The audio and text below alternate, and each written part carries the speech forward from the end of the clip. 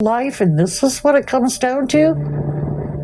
Some greedy person wanting his big chunk out of what little bit I had. How much longer can you afford to live in your home? 1 month. I don't know what I'm going to do. Hope that I don't wake up tomorrow. That's crossed my mind. One of the most important forms of affordable housing is under threat. They're called manufactured housing communities. You might know them as mobile home parks or trailer parks, and they often get a bad rap. But 22 million Americans call them home for a reason. We're pretty much the last oasis of affordable housing in this country. These parks are at the foundation of America's housing market, often the last line of defense against homelessness. But over the last decade, these communities have become the target of a new kind of landlord: private equity. Private equity firms are increasingly getting involved. Some of the biggest investors in America have moved into this industry. People living at a local mobile home park outraged over the sharp increase in lot rent. Rents were raised by nearly 60%. Their rent could increase by thousands of dollars a year. A group of mobile home residents are protesting their living conditions. It's like you genetically bred a superior predator and let him loose in a target-rich environment. This is actually a good day. Sometimes it's like mud. This corporation is putting profits ahead of the safety and welfare of our local citizens, and this we will not allow. So why have manufactured homes become private equity's latest target? And what can be done to save one of the last forms of affordable housing in the country?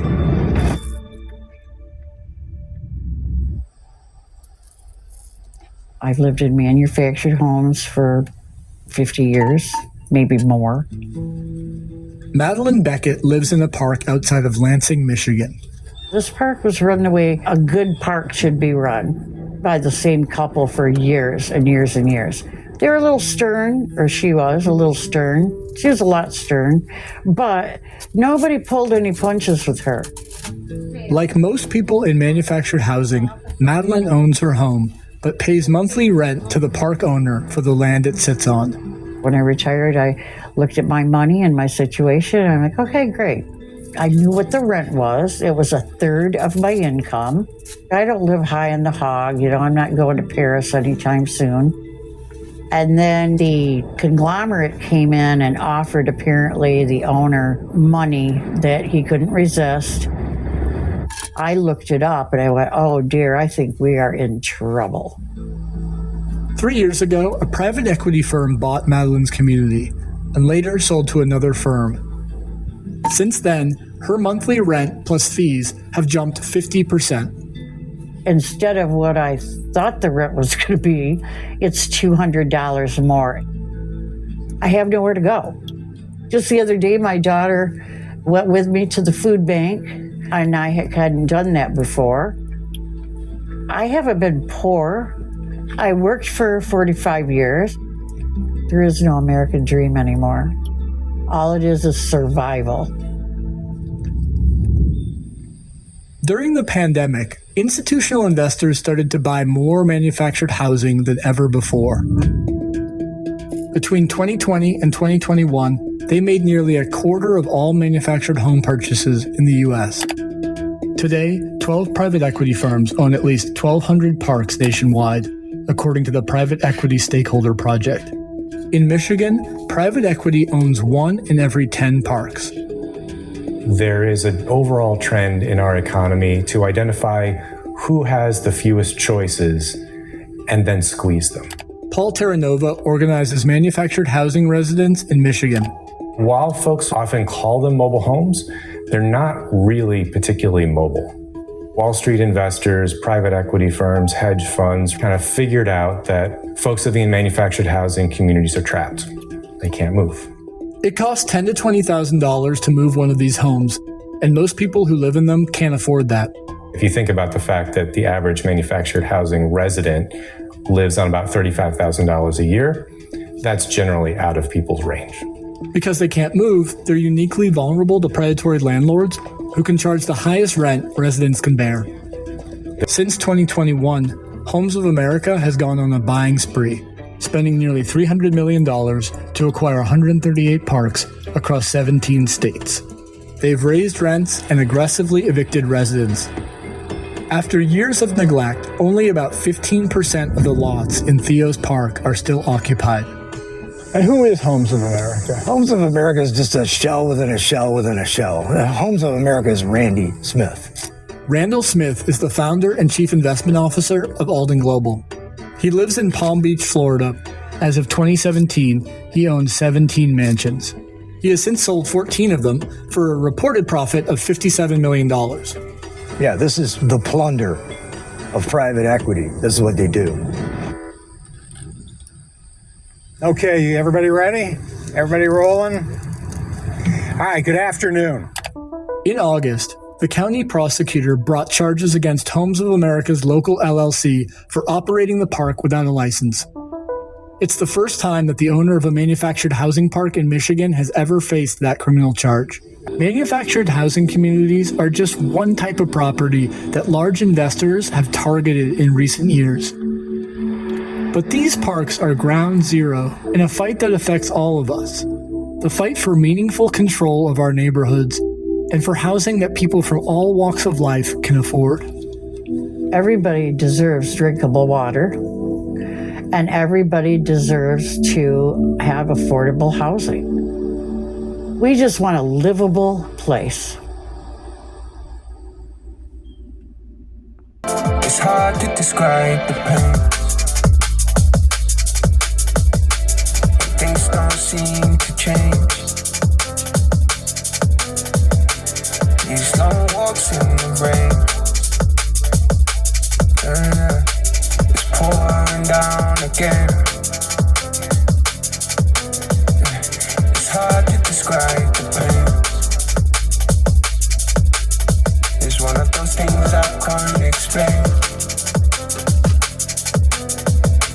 We're so stuck in our ways. Alright, my YouTuber friends, it's Scott Pumpkin with another video. Let's cut on the video. Hi, my YouTuber friends. It's Scott Pumpkin with another video. Oh, I'm in the parking lot in one of my favorite places. I'm going to go work later on today.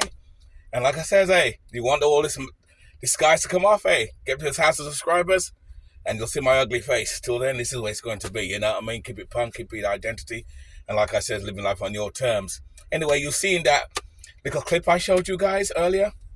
I don't know if you guys can see me. Oh, hi guys. You had like a clip about mobile home places. Now, I did a video a while back about Are We Next? With the like van lifers and living alternatively. And the thing is, now, we're not next yet.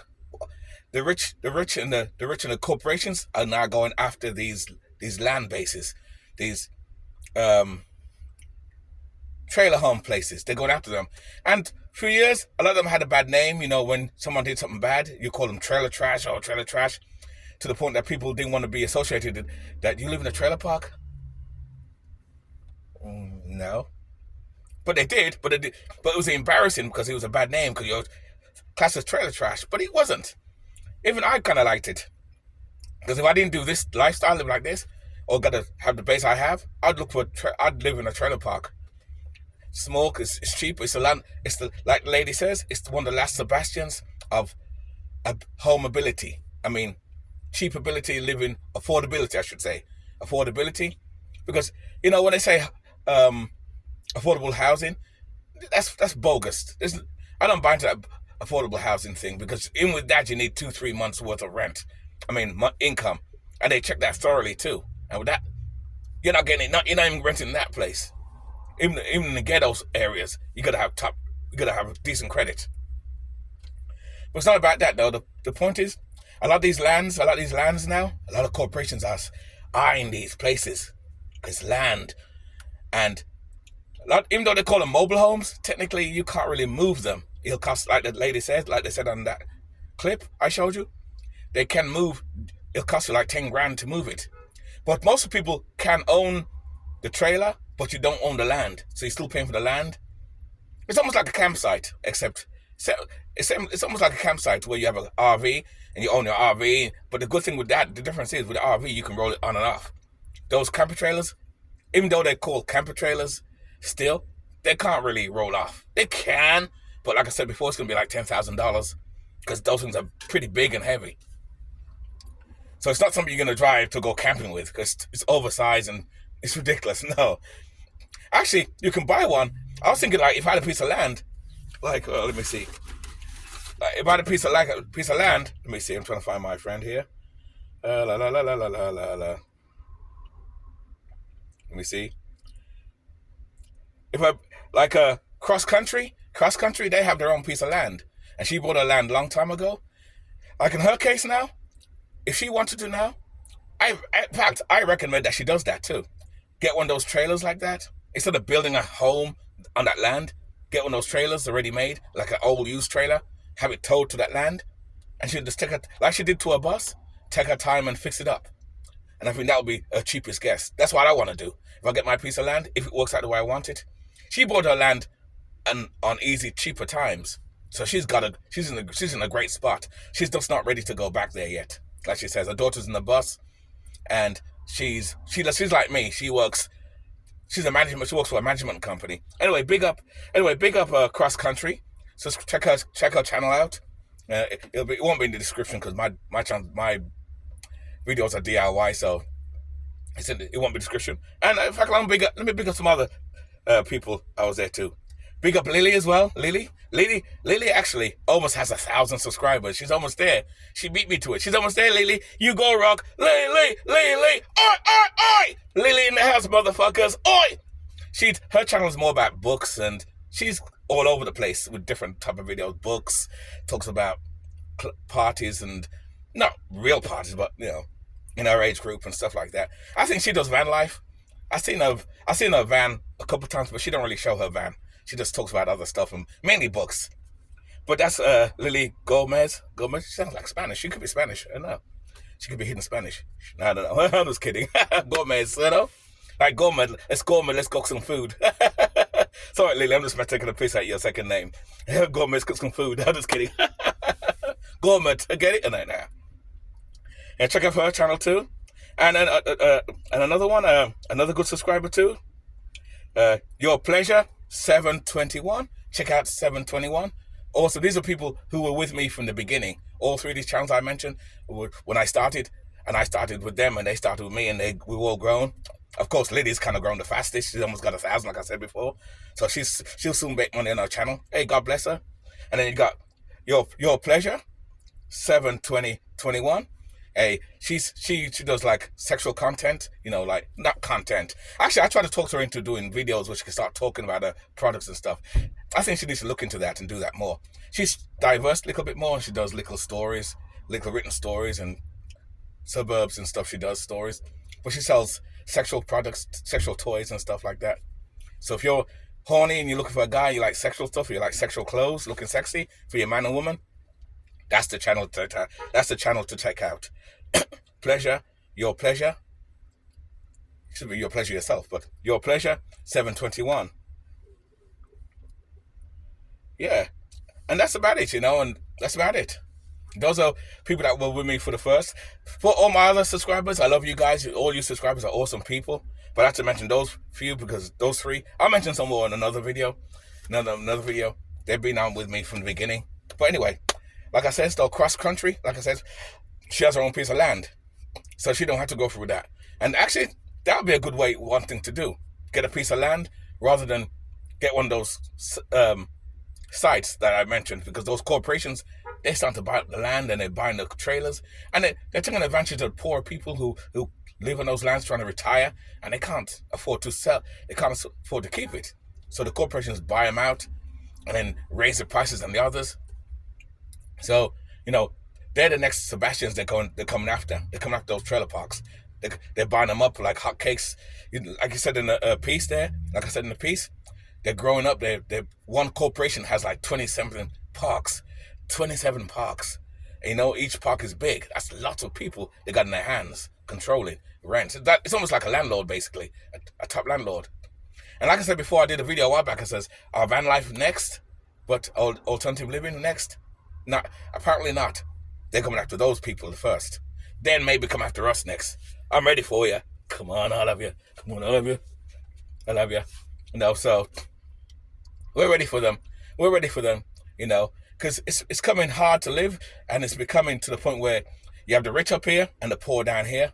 But, I still think you can still survive and still live, depending if you do it right, cut back and live simple, It can be done still. And like these people in these campsites, not campsites, trailer parks, because trailer parks and campsites are a little slightly different. Like I said earlier, with a campsite, you bring your RV, you can come on there for a couple of days, you pay a fee, and you can come off when you want to. These trailer park places, you can't do that. The trailers are oversized. You can't, even though they call them trailer parks, you technically, like I said before, can't pull them off unless it costs you like $8,000-9,000. That's expensive because you got to call a tow truck person to do it, a big truck. Even your average pickup or van like this couldn't pull that. It's that big. It could, but I don't know. It'd be weird. I've not seen one pull one anyway. If you guys seen one, let me know. And it's a last Sebastian before you come homeless. It's getting things again ridiculously expensive and to live and hard to live and stuff. And everybody deserves the right to a place to live, the fresh water, some good food to eat and stuff like that. And but they're trying to come after these people. But that's what I recommend to people: if you can, do what Cross Country does, get a piece of land. At least they can't take your land. You'll pay taxes on it because you're never 100% free from the system. Let's keep it real. You're never 100% free from the system. But that's the way to go. Get a piece of land, get an old camper trailer. That's what I would do. Get an old camper trailer. I won't even build nothing like that. Just get an old camper trailer, gut it all out, and take my time and fix it while I live out my van. And that's what Cross Country hears this and does that. That'll be good for them. Of course, she's not ready yet. Her daughter, like I said, is in the bus, and she's in the city, in the town in Florida somewhere. And she works in management sort of thing. So she's making decent money. So hopefully, Cross Country, you're saving your money and you're putting money aside. While your good things are here, put money aside. In fact, I'm going to do another video about putting money aside. A small video on that. So look out for that, guys. But the corporations are taking up everything, man. They're taking up everything. Anything they can see they can make money on, they're taking and make money. And that's why I said, there's one way people can fight back, is if all those people in those trailer parks come together and put money together, they can buy the land themselves.